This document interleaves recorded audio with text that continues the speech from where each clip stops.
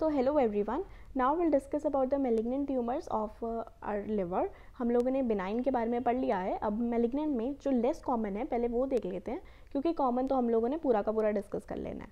तो less common में आते हैं कोलेंजियोकार्सिनोमा, जो कि बाइल डक्ट के बारे में होता है. हिपैटोब्लास्टोमा is in childhood and angiosarcoma is in blood vessels. Okay, so these are the three which are less common than the hepatocell carcinoma, which we are going to discuss now.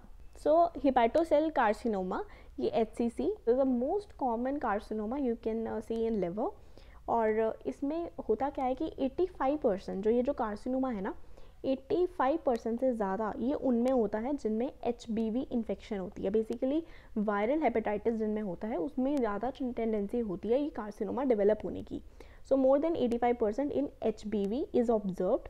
और अगर तो aflatoxin के साथ exposure हो जाए, aflatoxin is वो एक fungus से टॉक्सिन मिला है हमें. फंगस मोल्ड जो होते हैं ना उनके अंदर से, दैट इज़ एस्परगिलस जो फंगस है उसके अंदर से ये टॉक्सिन मिला है, एफ्लाटॉक्सिन. अगर वो हम लोग कंज्यूम कर लें, उससे एक्सपोजर हो जाए, तो ये जो HCC है उसका जो रिस्क है वो बहुत ज़्यादा ड्रामेटिकली इंक्रीज़ हो जाता है. ओके. और 20 to 40 ईयर्स में अगर हम ये सब देखें कि ये जो HBV इन्फेक्शन वगैरह है, ये 20 to 40 ईयर्स ऑफ एज में इसका पीक टाइम होता है HCC होने का. वेस्टर्न कंट्रीज़ में इसका रिस्क ज़्यादा है क्योंकि वहाँ पे ये जो HCV HBV इसकी इन्फेक्शन है वो ज़्यादा प्रेवलेंट है. अगर जो एफ्लाटॉक्सिन है ना, वो अगर हम लोगों को यूरिन में अगर हम टेस्ट करें, तो जो लोगों ने कंज्यूम किया है ये एफ्लाटॉक्सिन, तो हमें यूरिन में इस एफ्लाटॉक्सिन के मेटाबोलाइट्स हमें मिल जाएंगे.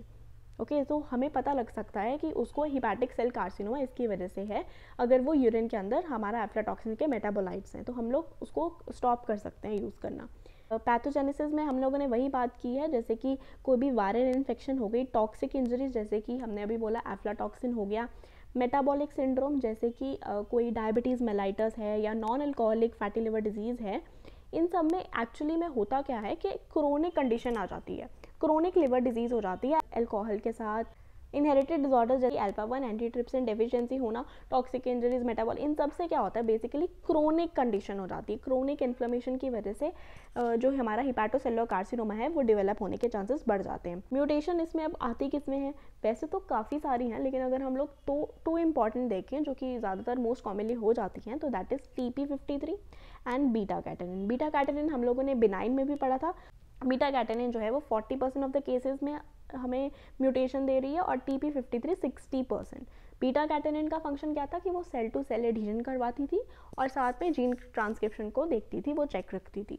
TP53 जो था वो एक ट्यूमर सप्रेसर जीन था, जो कि इसका जो अगर हम इसकी म्यूटेशन कर देंगे तो इसका लॉस ऑफ फंक्शन हो जाएगा.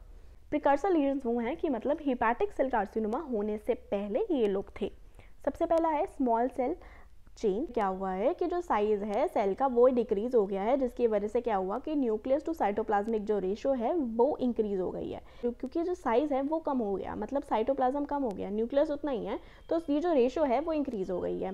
लार्ज सेल चेंज में क्या होता है कि जो न्यूक्लियस का साइज है वो भी इंक्रीज होता है, मतलब न्यूक्लियस भी इंक्रीज हो रहा है और साइटोप्लाज्म भी इंक्रीज हो रहा है. तो अगर न्यूक्लियस भी इंक्रीज हो रहा है, साइटोप्लाज्म भी इंक्रीज हो रहा है, तो न्यूक्लियस और साइटोप्लाज्मिक जो रेशियो है वो जो है वो प्रिजर्व्ड रहती है, उसमें कोई चेंज नहीं आता अगर दोनों ही इंक्रीज हो रहे हैं.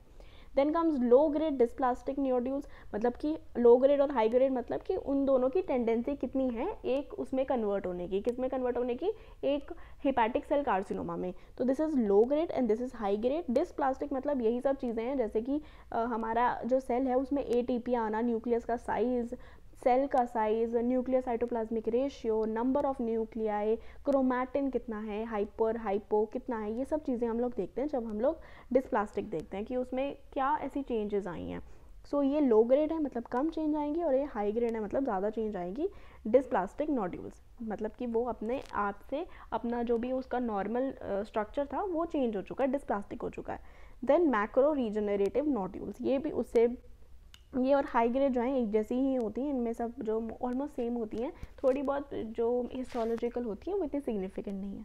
तो मॉर्फोलॉजिकली अगर हम देखें इसे, तो ग्रॉस में हमें यूनिफोकल लेयर दिखेगी, मल्टीफोकल दिखेगी, मतलब कि कुछ भी दिख सकता है, या तो एक जगह ही है, अगर एक जगह है तो मान लो कि वो बहुत ही बड़ा हो गया, जैसे यहाँ पे है तो इतना बड़ा है, और मल्टीफोकल है मतलब कि अच्छा यहाँ पे भी, यहाँ पे भी, यहाँ पे भी हल्का हल्का, मल्टीफोकल छोटे छोटे छोटे नोड्यूल्स हैं, और यहाँ पे एक ही पूरा बड़ा सा नोड्यूल है. डिफ्यूजली इनफिल्टरेटिव है कि मतलब वो अंदर धंसा हुआ है, ये नहीं है कि उभरा उभरा नोड्यूल सा बना रहा है, हाँ अंदर धंसा हुआ है। डिफ्यूजली मतलब ज़्यादातर जगह पे फैला हुआ है। ये जो इसकी मेटास्टैसिस है वो इंट्राहीपैटिक भी हो सकती है, मतलब एक जगह से दूसरे जगह तक भी जा सकती है, और एक्स्ट्रा हीपैटिक भी हो सकती है। एक्स्ट्रा हीपैटिक में ये मोस्टली लंग्स तक जा सकता है मेटास्टैसिस कर थ्रू वैस्कुलर इन्वेजन, और इंट्राहीपैटिक में भी वैस्कुलर इन्वेजन से भी जा सकता है, और साथ में डायरेक्ट भी वो उसमें मेटास्टैसिस कर जा सकता है। और ये जो मेटास्टैसिस है वो तब हो सकती है जब ट्यूमर रीचेस 3 सेंटीमीटर। ये जो हमने ट्यूमर्स देखे ये वेल डिफरेंशिएटेड भी हो सकते हैं और हाईली एनाप्लास्टिक लीजन्स भी हो सकते हैं। वेल डिफरेंशिएटेड मतलब कि वो एक फॉर्म में है, स्पेशलाइज्ड हिपैटोसाइट्स वाला अपना डिफरेंशिएटेड है, लेकिन हाईली एनाप्लास्टिक मतलब वो बिल्कुल भी डिफरेंशिएटेड नहीं है, वो बिल्कुल अनडिफरेंशिएटेड है। तो जो वेल डिफरेंशिएटेड हैं वो नॉर्मल हिपैटोसाइट की तरह ही दिखेंगे, बस उनके जो ट्रेबेक्युली हैं वो बहुत ज़्यादा थिक हो जाएंगे। ट्रेबेक्युली क्या होती हैं, जो दो लॉब्यूल्स के बीच में ऐसे ये जो थिकेंड वाला पार्ट है ना, जो दो लॉब्यूल्स को ऐसे सेपरेट कर रहा है, उसे हम बोलते हैं ट्रेबेक्युली, वो जो है वो बहुत ज़्यादा थिक हो जाती हैं। क्लिनिकल फीचर्स में अपर एब्डोमिनल पेन है, fatigue, weight loss, abdominal fullness, jaundice, fever, हर जगह हम लोगों ने यही क्लिनिकल फीचर्स देखे हैं और इसमें भी वही है।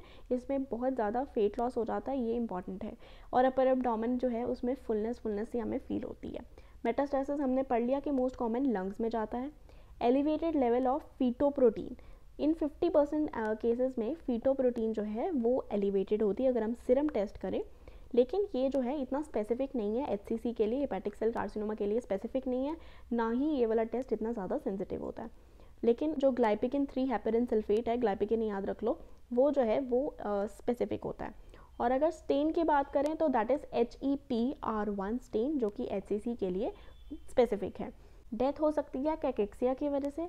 GIT वेरिसील ब्लीडिंग, क्योंकि ईजोफेजियल जो वेरिसेस हैं वो फट जाएं तो वहाँ पे ब्लीडिंग की वजह से डेथ हो सकती है, क्योंकि हमें बोला ना कि लंग्स में प्रॉब्लम है, उसमें नोड्यूल है, तो हो सकता है कि पोर्टल हाइपरटेंशन की वजह से ये जो वेरिसेस हैं वो डेवलप हो जाएं। हिपैटिक कोमा, क्योंकि जो हमारा लिवर है वो बेसिकली टॉक्सिन्स रिमूव करता है, लेकिन अगर टॉक्सिन्स रिमूव नहीं हो रहे, लिवर अपना फंक्शन नहीं कर रहा, तो उसकी वजह से क्या होगा, टॉक्सिन्स पूरे बॉडी में वाइडली स्प्रेड हो जाएंगे, उसकी वजह से हिपैटिक की वजह से coma, hepatic coma. Rupture of tumour, fatal haemorrhage, वही कि रप्चर हो जाए ट्यूमर का तो फिर वहाँ पे हेमरेज हो सकता है जो कि फैटल है। तो these are the causes of death. HCC अगर लेस देन 2 सेंटीमीटर है तो हम उसकी सर्जरी कर उसे रिमूव कर सकते हैं। Next is कोलेंजियोकार्सिनोमा। कोलेंजियो का मतलब होता है बाइल डक्ट, और उसका कार्सिनोमा ये सेकंड मोस्ट कॉमन मेलिग्नेंट है। पहला कौन है, HCC, hepatocellular carcinoma. The second one is bile duct. Intra hepatic भी हो सकती है, वो एक्स्ट्रा हिपैटिक बाइल डक्ट भी हो सकती है। एक्स्ट्रा हिपैटिक वही लेफ्ट और राइट वाली जो कि कॉमन बाइल डक्ट बनाती है, और इंट्रा हिपैटिक जो हर लॉब्यूल के अंदर से निकलती है, जो पोर्टल ट्रायड में होती है ना, जो बाइल डक्ट्यूल्स होती हैं वो होती है इंट्रा हिपैटिक। रिस्क फैक्टर जो मेजर कोलेंजियोकार्सिनोमा में अगर आपको एक चीज़ याद रखनी है तो दैट इज़ लिवर फ्लूक्स की वजह से होता है ये। और इसमें कौन से टाइप के सेल्स होते हैं तो that is mucin producing adenocarcinoma. जो म्यूसिन प्रोड्यूसिंग एडिनोकार्सिनोमा, क्योंकि म्यूसिन जो है वो कोई ग्लैंड म्यूकस ग्लैंड सेक्रेट करते हैं ना, तो that is adenous gland and mucin produces adenocarcinoma. So this is about the malignant carcinoma of liver. If you have any query you can ask, and if you like the video please subscribe. Thank you.